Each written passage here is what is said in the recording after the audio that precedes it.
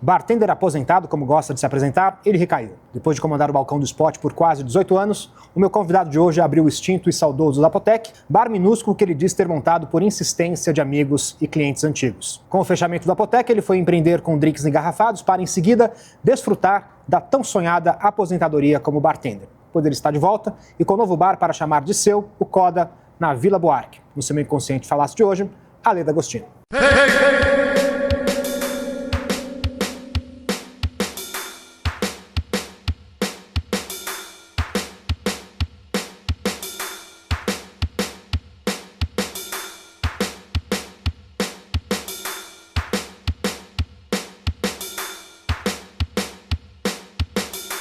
Este videocast é um oferecimento do Resposta, a maior plataforma de pesquisa e experiência do cliente e CRM do Brasil. É utilizada pelas melhores marcas e gestores que acreditam em dados e na fidelização por meio de experiências. Com tablets, QR Codes e outras ferramentas, a empresa orienta gestores de restaurantes a focar exatamente onde é necessário. Quer saber se sua equipe é atenciosa e rápida? Se o menu está agradando?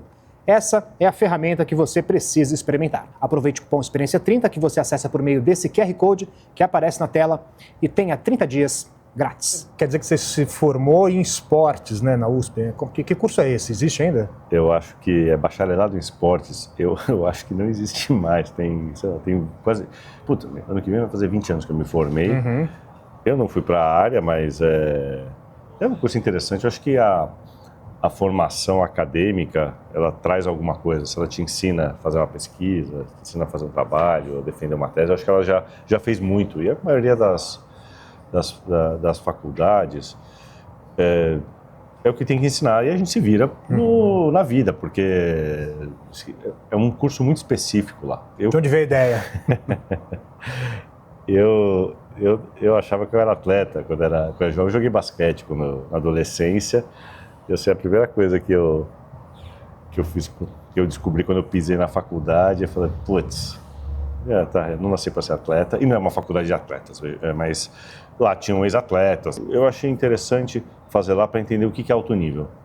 Aí você pode passar para outras áreas, porque o alto nível no esporte, ele é muito visual, né? Você percebe um cara, a intensidade que um atleta tem, a dedicação que o atleta tem que ter, o que abre mão. Então, eu achei interessante fazer. Tudo bem que eu demorei pra caramba, trabalhava à noite, tinha aula de manhã, mas enfim. Mas sua ideia, em algum momento, foi virar um atleta profissional, é isso? Não, na verdade, eu saí de lá, teoricamente, meu diploma, eu não fui pegar, mas meu diploma diz que... Supostamente, se você lembra bem. Supostamente, o meu diploma, eu estou apto a ser técnico de futebol, técnico de basquete, técnico de atletismo, eu posso dar iniciação em natação, ginástica olímpica, vôlei, judô. Mas eu não fui para a área. Mas você não exerceu nada? Assim, nada, zero, porque eu caí lá meio de paraquedas, porque eu não queria pagar a faculdade e minhas coisas de interesse, eu tinha pensado em jornalismo, mas a concorrência era grande e então falei, bom, deixa eu ver alguma coisa que seja mais tranquila de passar. E assim, eu nem passei na primeira, eu comecei a trabalhar lá no Spot porque eu não passei na primeira lista, eu fiquei em segundo lugar na lista de espera e 2 pessoas desistiram. Foi. Enfim, daí fui levando as 2 coisas, mas foi complicado porque as pessoas têm um pouco de ilusão na USP.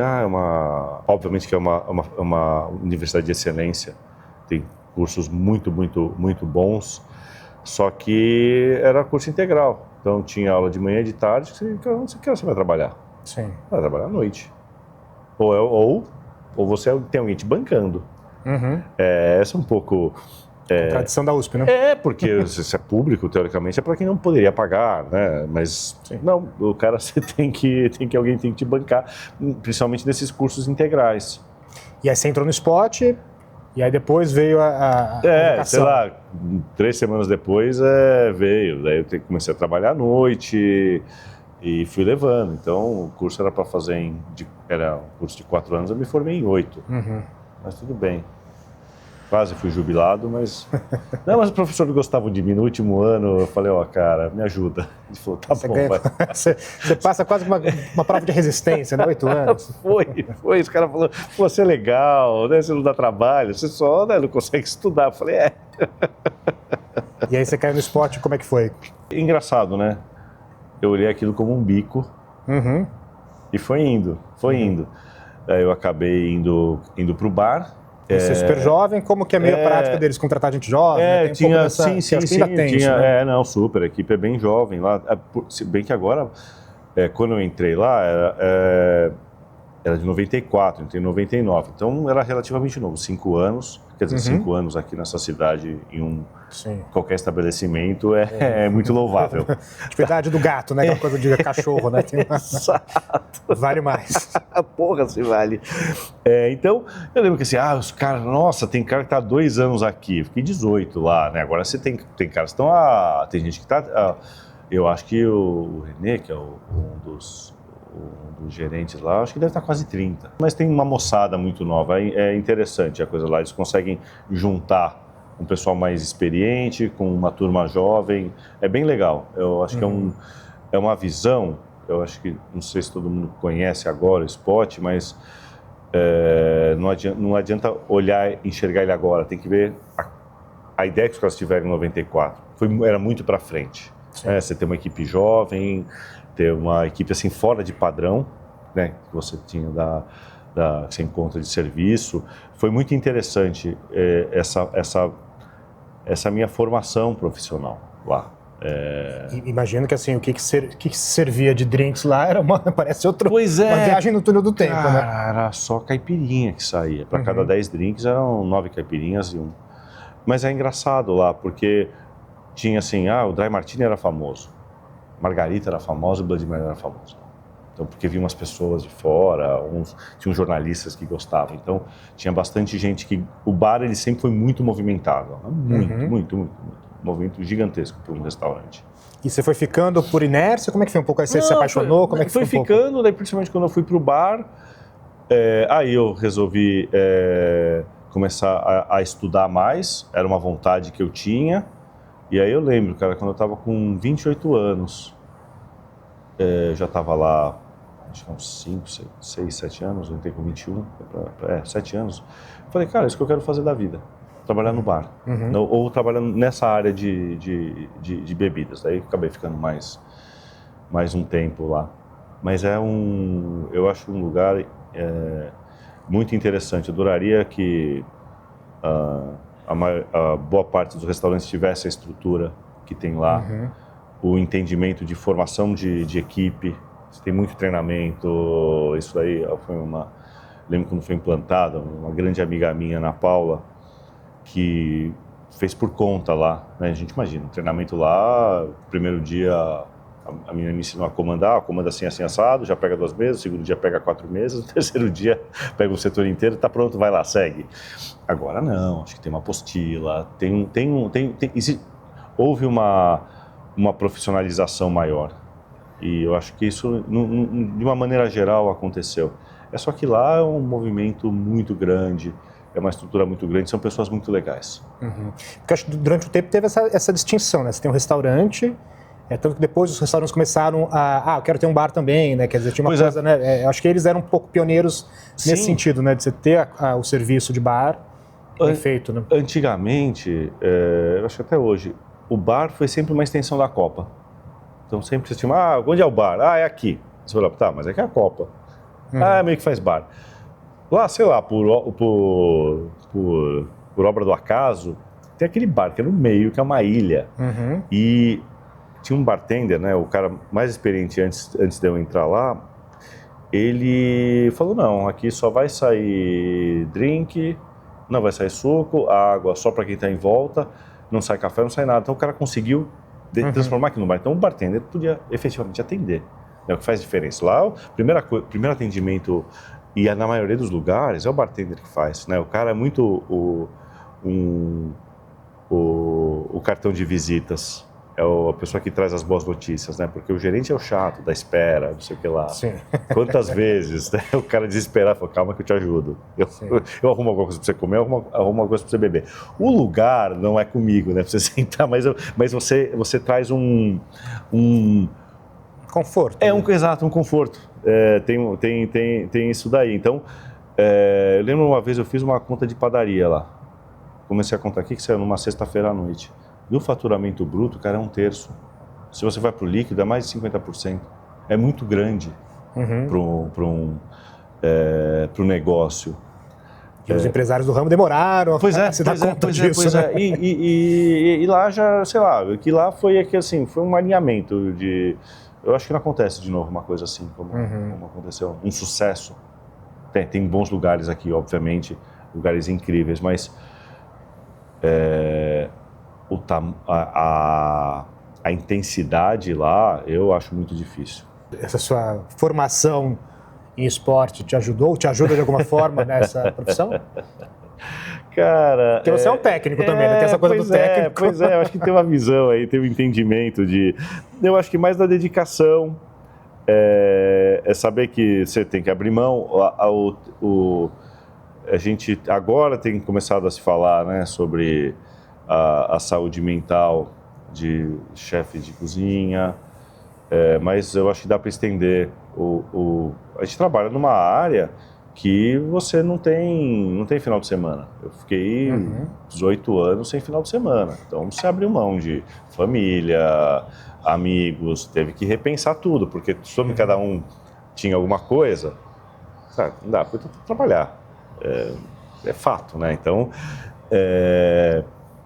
mas você tem entendimento, não sei se da faculdade ou não, mas eu acho que a faculdade foi um passo, né?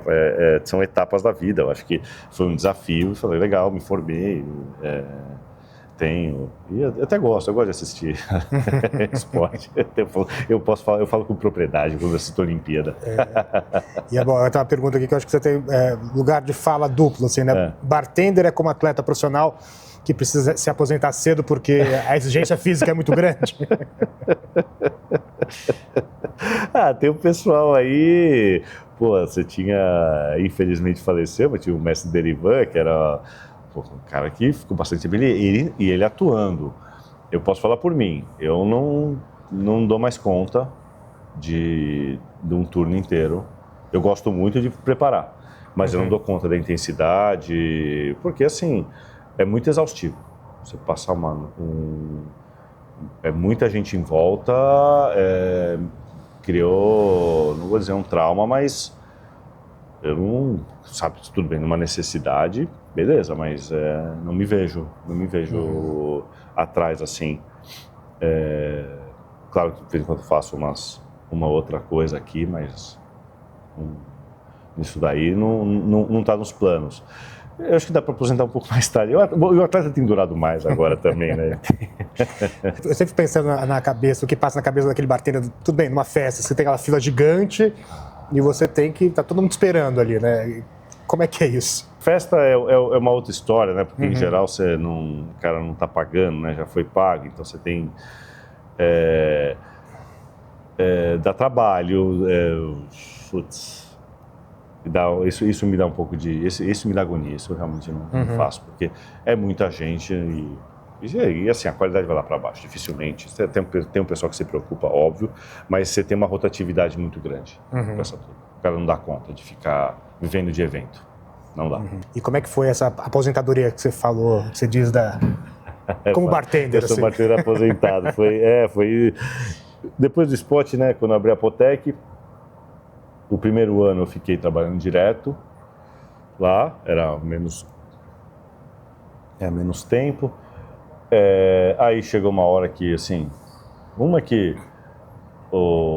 até o Lívio, que trabalha comigo aqui, trabalhava comigo lá, ele me expulsou do bar.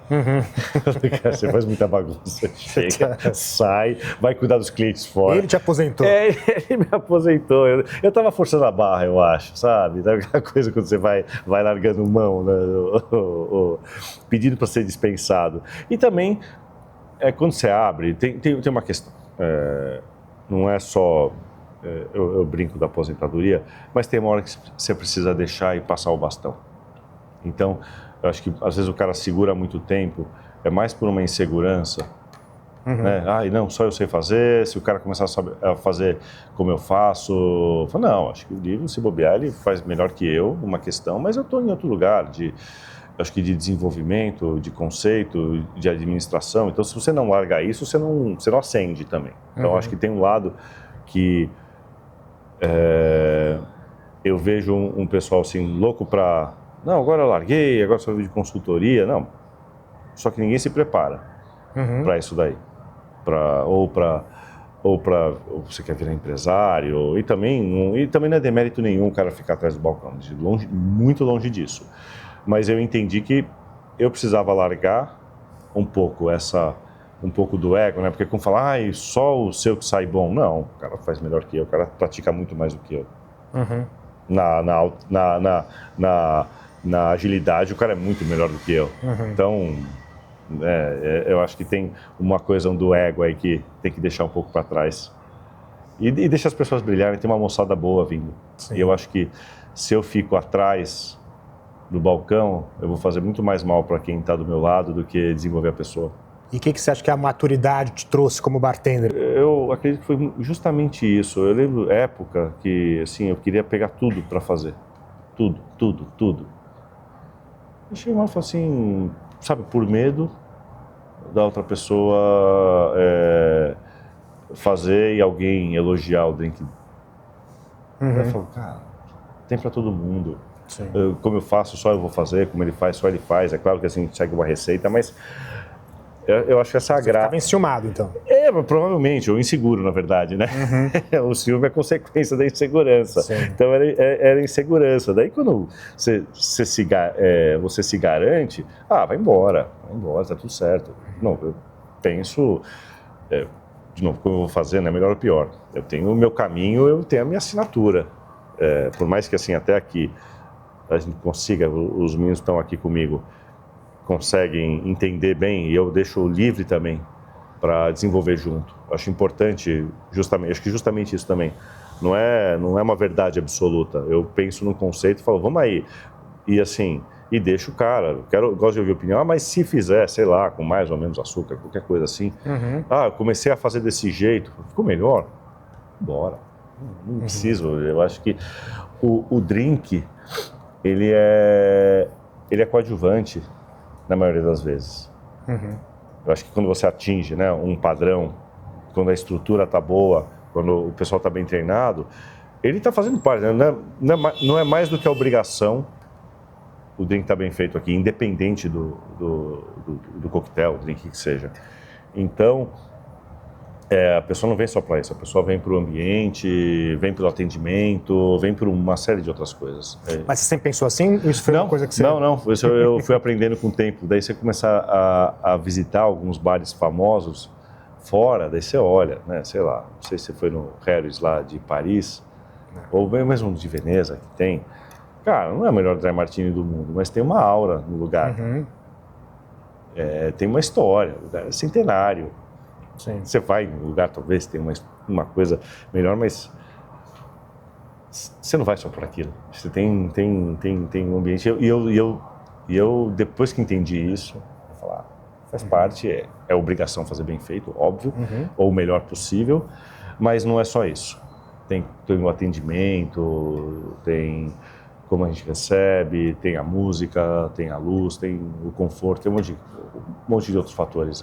Você já me falou, depois de um tempo você percebeu assim, cara, para um bartender começar, é mais importante talvez ele ir viajar, ele aprender, enfim, sei lá, ver um filme para ter argumento, para ter conversa com as pessoas no balcão. A partir de quando você começou a pensar isso? Isso, eu acho que esse daí foi quando a gente fala da faculdade, justamente isso, né? Quando você te ensina a interpretar um texto, ou um texto técnico, ou desenvolver uma tese, né? Qualquer coisa, apresentar um trabalho, né, que você vai defender, ou um trabalho de conclusão, eu comecei a entender que você tem que abrir um pouco mais a cabeça e começar a adaptar. Então, às vezes as pessoas vêm me perguntar sobre cursos, curso tem tutorial, você vai encontrar. como é que faz. Mas tem um outro lado que a grana que, assim, é viajando, abrindo um pouco o horizonte, porque você está atendendo, as pessoas querem... É muito difícil que uma pessoa sente no balcão, a pessoa não queira saber de você também, quem que está te atendendo. Eles querem que o cara tenha uma troca. E quanto mais rico for essa sua base, né? Porque para você sair, tudo bem que você vai falar do drink, mas...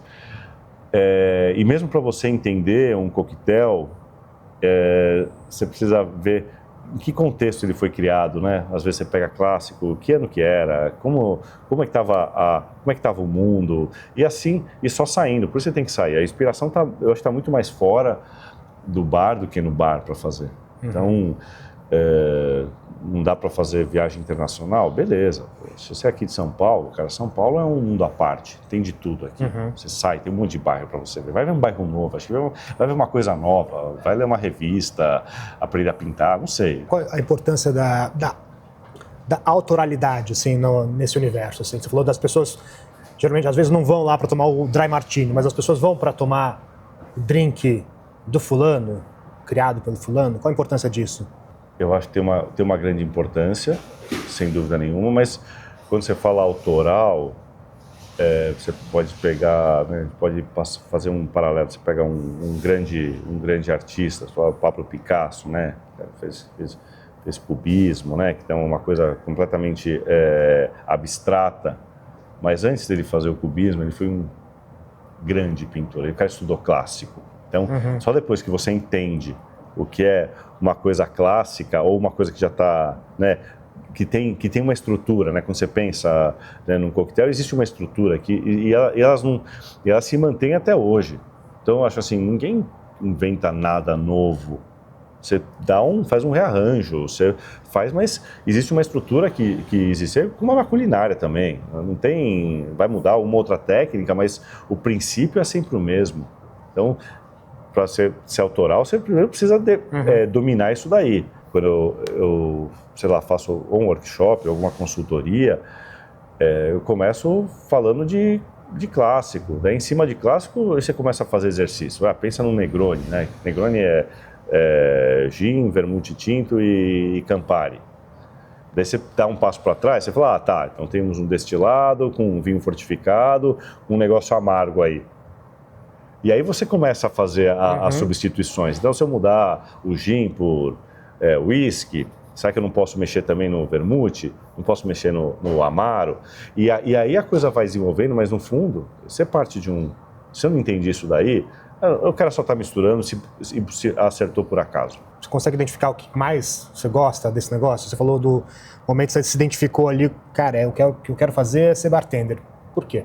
O negócio do bartender é quando eu era moleque, bem pequeno, acho que quando sai aquele filme Coquetel do Tom Cruise, sabe? Eu demorei anos para assistir, mas eu lembro vendo o trailer na TV, assim, aquela movimentação, neon, drink colorido, foi uma coisa que eu falei, uau! E aí na casa da minha avó tinha um bar, tinha várias garrafas, era um bar pequeno, mas assim, meu pai tomava, meu pai tomava muito Campari, então o Campari eu sempre achei lindo. Demorei para gostar também, porque puta, é fácil, mas eu adoro, agora adoro. Mais por homenagem a ele do que qualquer coisa, mas eu gosto.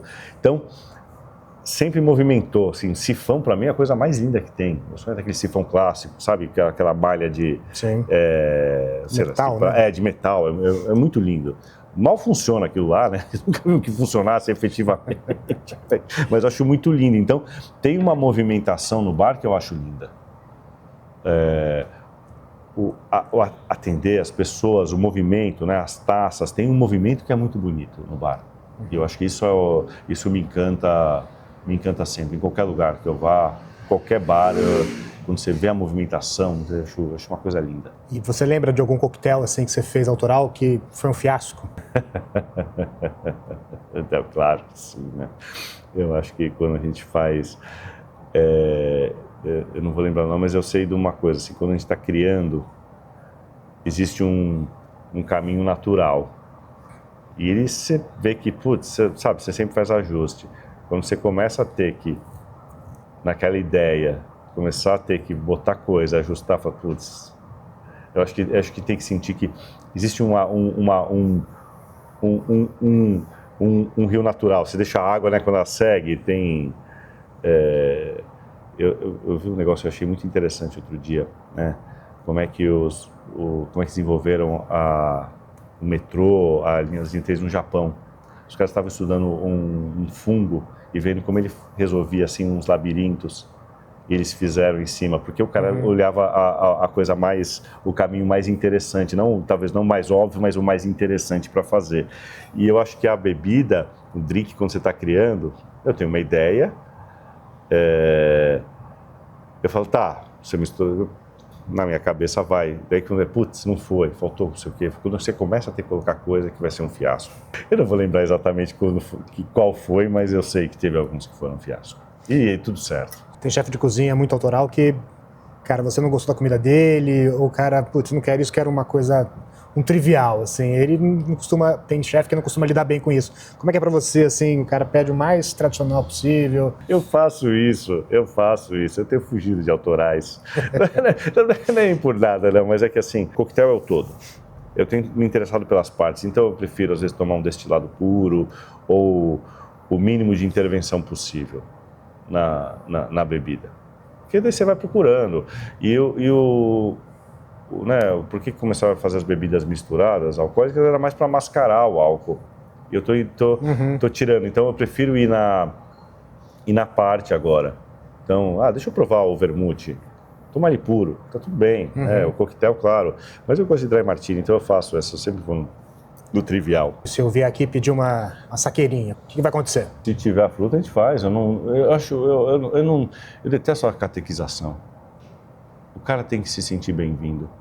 E se eu não tiver, eu vou te oferecer alguma coisa que seja similar. A gente não consegue ter todas a fruta fresca aqui, a gente não tem tanta, mas eu não vejo problema não. Acho que assim, a pessoa tá para ser feliz, cara. Você já tem um monte de problema. O bar e restaurante, eu acho que deveriam ser os lugares mais democráticos que existem, porque todo mundo tem fome, todo mundo tem sede. Não interessa a sua condição. E aqui devia ser o lugar onde as discussões, deveria todo mundo estar desarmado. Então, cara, quando você está desarmado, tá outro. Então, devia ser as melhores discussões devem acontecer num bar e num restaurante, né? Porque você está num ambiente que todos deveriam ser bem-vindos. Sim. Tirando, obviamente, com algumas exceções, mas então o cara pedir não me ofende nunca. Não, de jeito você nenhum. Pensou assim ou claro não que não, foi? Claro que não. Vem com a maturidade, vem com a segurança e, putz, a maioria das pessoas não é especialista. E mesmo quem se diz especialista em coquetel, não é. Quem se diz é menos ainda. Né? Então, às vezes, quando a pessoa prova, fala, não, mas eu não sou parâmetro. Eu falo, não, claro que a pessoa é parâmetro. Justamente, eu quero falar com quem não toma. Com quem toma já tá dada a coisa. A maioria vem conhecer. Então, o cara não pode se sentir inibido, né? Não sei se você lembra, tinha essas lojas de grife dos anos 80, 90, que você entrava na loja, a pessoa te media, sabe, você não merece estar aqui. Putz, cara, acho tão detestável isso. E, porra, quem sou eu, né, pra virar e falar, olha, você está bebendo errado. Porra. É muita pretensão. É muita pretensão. Me veio algumas cenas na memória. Quem nunca, né? Eu assim, não vou dizer que não fiz já, eu tenho um aprendizado, mas cara, o cuidado que a gente tem aqui para esse lugar aqui virar um lugar snob é muito fácil. É muito fácil.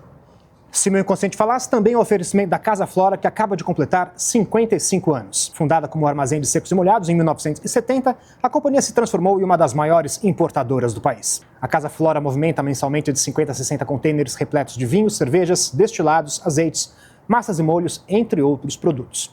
Ao todo, são cerca de 1.300 itens de marcas que dispensam apresentações, como Paganini e Paulaner. Os vinhos correspondem a quase 60% das importações, e um dos destaques entre os rótulos de alta gama, este aqui, o Pipoli, da vinícola italiana Vignette di Vulturi. Blend de 2 uvas, Greco e Fiano, tem aroma de frutas amarelas, boa acidez e é extremamente fresco. Ótima companhia para peixes e frutos do mar, está à venda tanto no site da Casa Flora quanto na rede de restaurantes e supermercados abastecidos pela importadora. Vamos tomar um vinho. Adoro, adoro, adoro. Esse aqui é bem fácil de abrir. Tem vinho branco e nesse calor, maravilhoso. Esse aqui não tem risco. Boa. Pra você provar, por favor. Eu não sou especialista, né? Mas eu... Melhor ainda. Mas pois é, ainda bem, né? Bom, hein? Italiano. É bom. Cara, bem bom. Bem bom. Cor é linda. Cor é linda. Dourado, né? Saúde. Saúde, saúde, saúde. Fantástico, né? Nossa, muito, muito. Como é que é a sua relação com os vinhos, né? Bartender, obviamente, vai pro destilado, mas Eu não não sei. é uma heresia aqui. Nunca, jamais. Eu gosto. Eu não sou especialista, claro, mas eu gosto. Esse eu gostei bastante. Né? Para esse clima que a gente tá, lindo. Teve uma época que bares de drinks só tinha drinks, assim. Parece que os vinhos estão cada vez mais presentes também, né? Você vê dessa forma também? Sim, a gente tem. Né? Tem uma procura. E agora a gente tem até bares especializados em vinhos. E aí esse pessoal também tá querendo colocar coquetéis porque tem uma demanda, às vezes a pessoa não quer tomar, ou às vezes você toma eu gosto de ter um vinho, às vezes se eu quiser comer alguma coisa no bar, eu acho legal acompanhar um vinho. Coquetel para mim só com mais entradinha, não curto com prato, né? Eu também não. Essa coisa de harmonização com drinks, aí geralmente o drink começo. Eu acho que é forçar um pouco a barra e deixa o vinho. Eu acho que o vinho ele tem, né, muito esse papel, ainda mais coquetel, porque é mais alcoólico. Acho que tirando o Dry Martini, que ele vai bem com tudo, que é meu favorito. O resto eu acho difícil mesmo. Ou caipirinha na feijoada. Então, assim, a caipirinha é muito versátil também, mas eu não curto muito, não. Às vezes o drink volta para a sobremesa. Pois é, digestivo. Eu acho que ele tem, eu vejo ele como começo e fim, numa refeição. No meio, não. Em termos de harmonização, um vinho desse, o que te passa na cabeça? Frutos do mar, uma massa leve,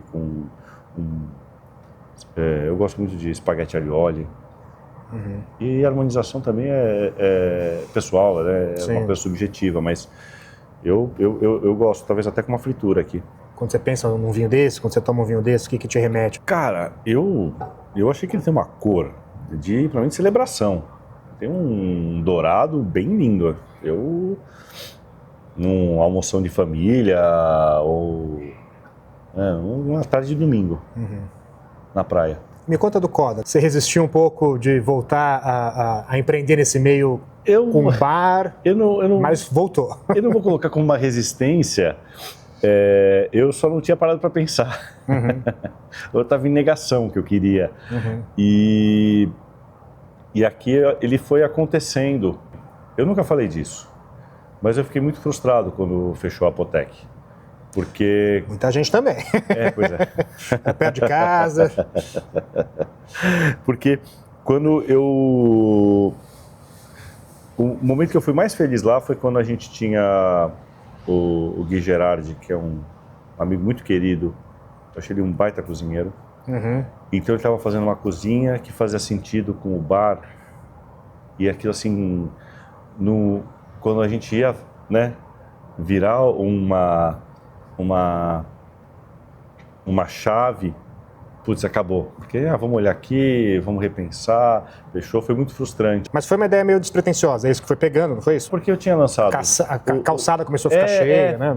Ele tinha... Nós lançamos a marca Apotec dos engarrafados. Uma semana depois a gente abriu o bar, porque a gente tinha um espaço, e a gente fez um lançamento, fez uma baita festa lá, e aí o pessoal começou a falar, e aí, quando é que vai abrir o bar? Eu falei, não quero abrir bar, a ideia não era abrir bar. Não, abre o bar. Eu tinha saído há 18 anos de spot, então estava realmente cansado. Ressaca. Ressaca da operação. Sim. E aí foi um sucesso. Então, para mim, pessoalmente, foi muito interessante, porque era o Ale do spot, cortou um cordão umbilical, daí virou da Apotec. Então, profissionalmente, foi muito bom para mim. Financeiramente, nem tanto, mas acho que profissionalmente, isso a gente tem que pensar no médio e longo prazo. Então, isso foi se desdobrando. Então, ficou talvez essa frustração de, cara, a gente quase acertou. Se a gente tivesse insistido mais, a gente estava lá numa lista pré-50 Best. Então, lugares a se descobrir. Então, acho que ia ser muito, muito interessante continuar, e acabou. Aí fui continuamos engarrafados, aí veio a PTK, abriu a loja, daí saí agora, né, fecha ciclo, a gente tem que fechar ciclo. E eu não estava pensando, de verdade. Mas eu lembro que eu estava viajando com o Antônio, meu filho, eu fui visitar uns amigos em Miami, a gente foi num bar lá, chama The Gibson Room, e esse é um casal de amigos muito, muito querido, e eles adoram bar, né, conheci eles no Spot, né, eles eram super clientes lá. Uhum. E aí, cara, eu fui naquele lugar, cara, tinha uma comida incrível, e os coquetéis que eu gosto, aí veio, né, falei, putz, que saudade. Aí um ano depois eu conheço o meu sócio, que era um cara que estava querendo abrir um bar, e aí numa conversa informal, ele começou a falar do projeto, que ele pensava que ele ia abrir o bar de qualquer jeito. Ele falou, tem que ter um balcão bonito, tem que ter um piano, não é um piano bar, né? Bom deixar claro isso.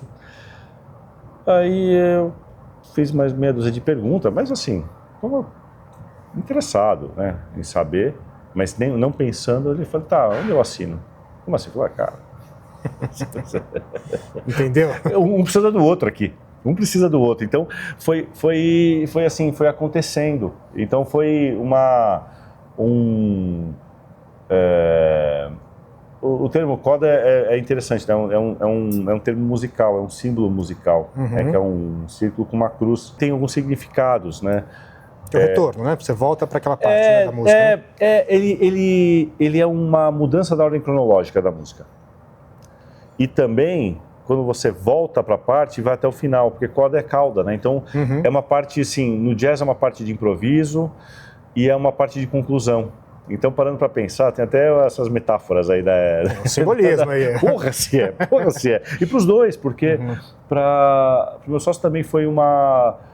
Ele não é da área, ele faz outras coisas, mas para ele tinha uma questão com o piano, que era ele foi pianista profissional e largou, porque, né, não precisava trabalhar em outras coisas, né? É muito difícil viver de música, e para mim foi um retorno. Então, não uma conclusão da vida, né? Mas eu posso falar que coda pode ser um desvio, e às vezes pode ser um ajuste de rota também. Então, um ajuste e voltar. E assim, é um lugar que toda vez que eu entro aqui, eu ainda me surpreendo.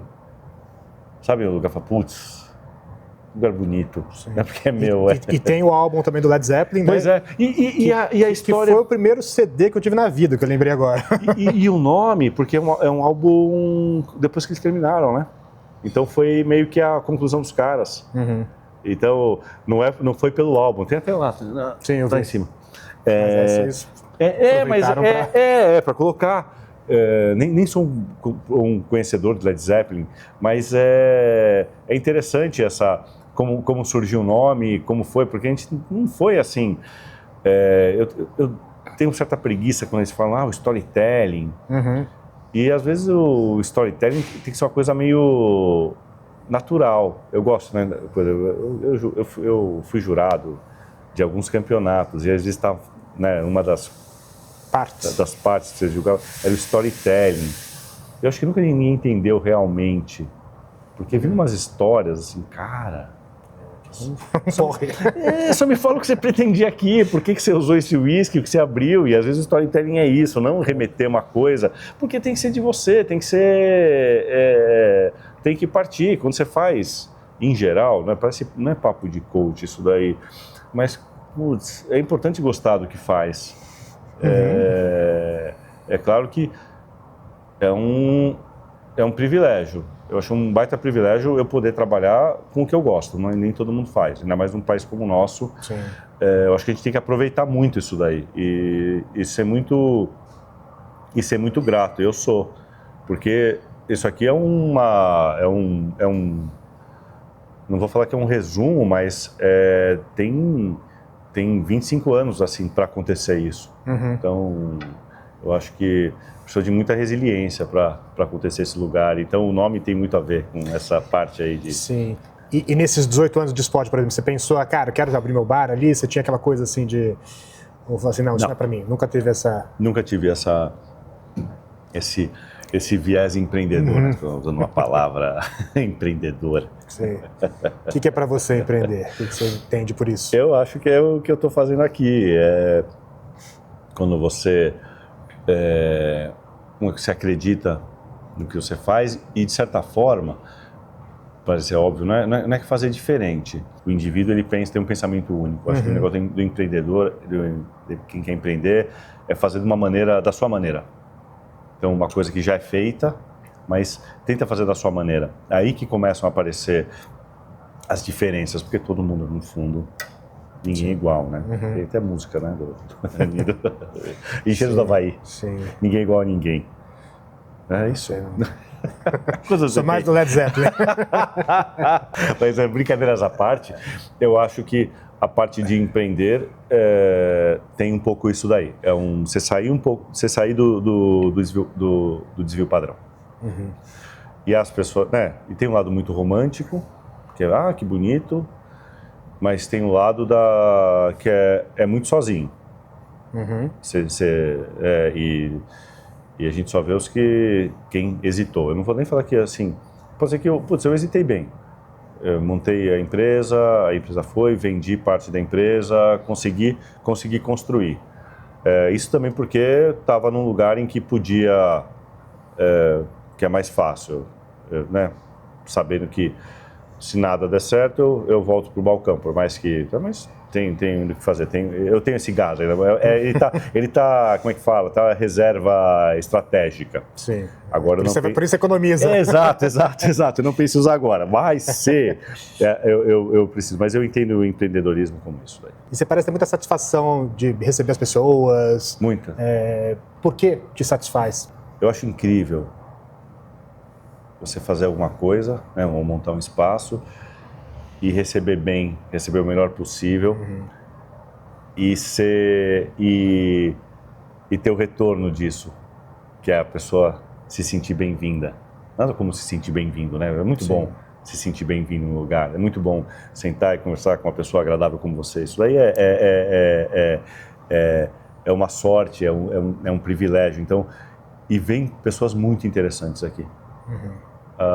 Desde a época da Apotec, era um lugar que vinha muita gente sozinha, muitas mulheres sozinhas, sentavam no balcão.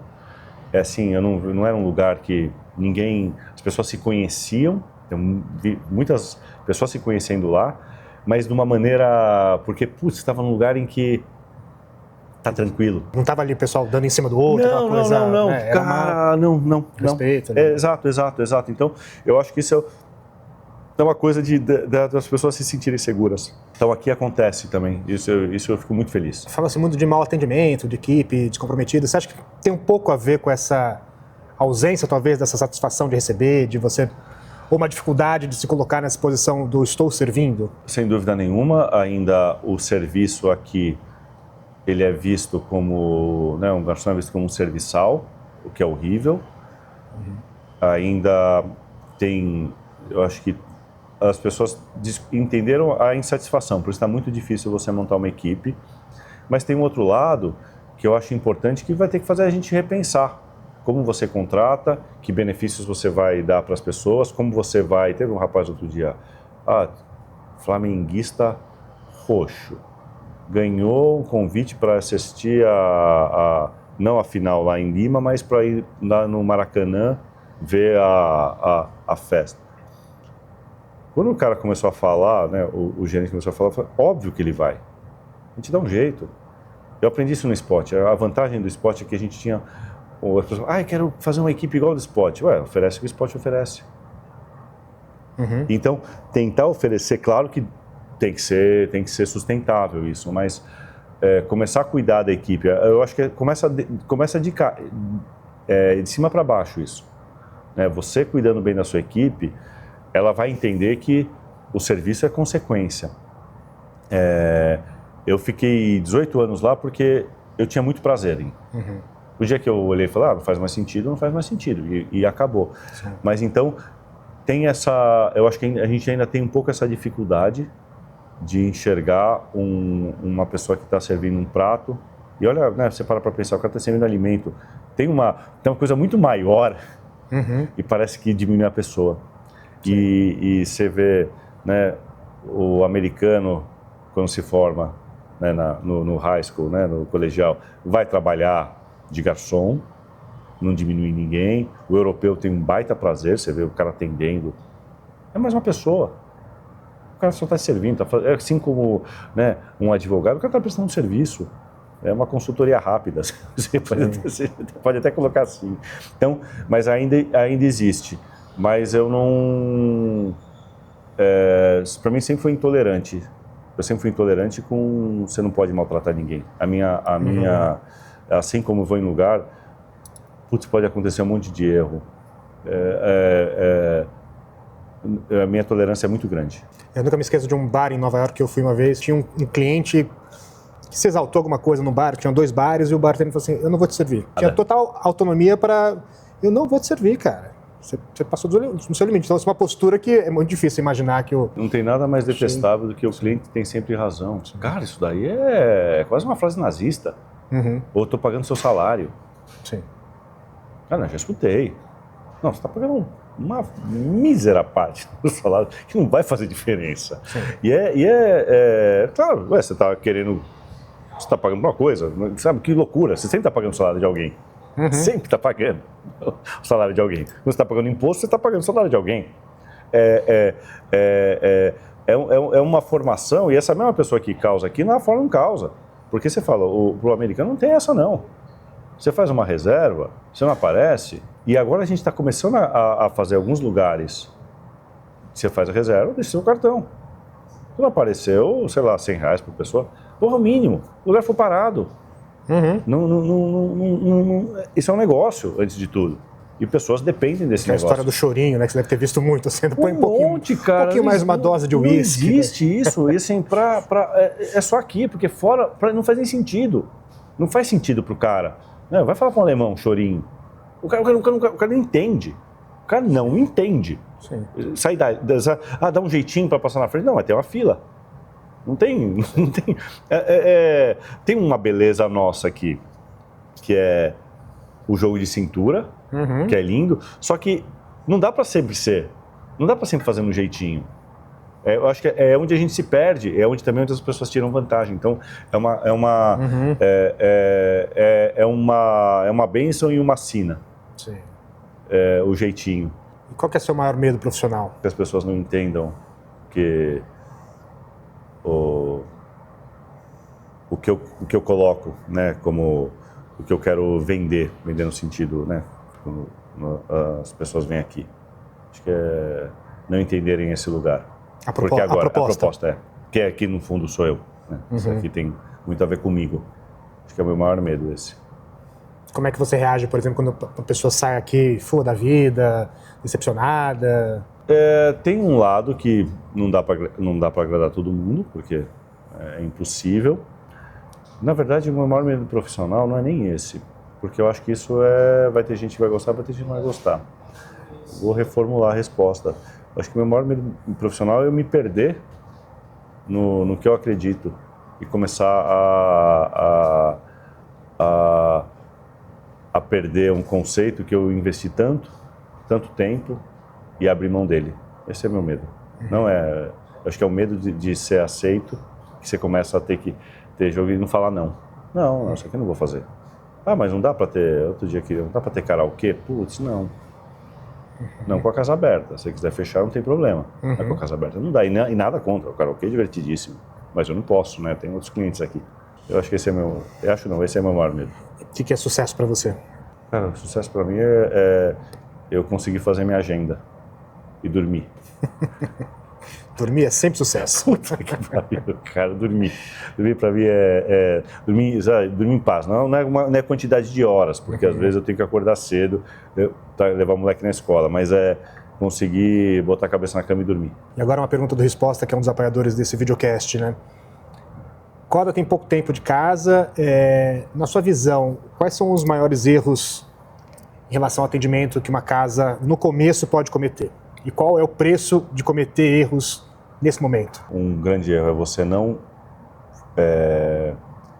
treinar a sua equipe e explicar, e deixar muito claro para a sua equipe qual que é a proposta da casa e ter uma cultura da equipe fazer assim, saber que a equipe pode errar, mas que a gente, com o erro, a gente consegue consertar. Eu falo para eles, não tem problema errar. E quando a gente estava abrindo, mais ainda, eu falei, agora é a melhor hora para a gente errar. Mas a gente tem que escutar. Escutar, que eu digo assim, vamos escutar e vamos entender. Porque às vezes uma casa abre, enche de gente, que vem com uma super expectativa, ó, a Lê D'Agostino tá de volta, vamos lá. E assim, como é que é essa pressão? Você tem um risco, tipo, bom, cara, não tava legal, não volta mais. Ou você acha que esse cliente está tolerante a entender que é uma fase de ajuste ainda? Eu tô aqui todo dia. Eu acho que é justamente por isso. Porque não tem como, desde o dia que abriu até hoje, você teve um dia que eu não vi, porque eu fui fazer uma viagem fora, foi um dia só. E para mim não tem como não estar aqui, porque é justamente que aí eu consigo resolver. Se você não tem o feedback do cliente, é a pior parte. Então, veio um amigo meu e falou, pô, Ale, não sei o que, a comida não estava legal. Ótimo, vamos sentar e vamos entender. E fazer, eu acho que ter também vamos usar ter uma humildade que às vezes acontece. O cara pode não gostar do drink que eu bolei e tá tudo certo. Mas é escutar e ter agilidade para resolver. Saúde, viva. Então, cara, gostei bastante desse. Bom, né?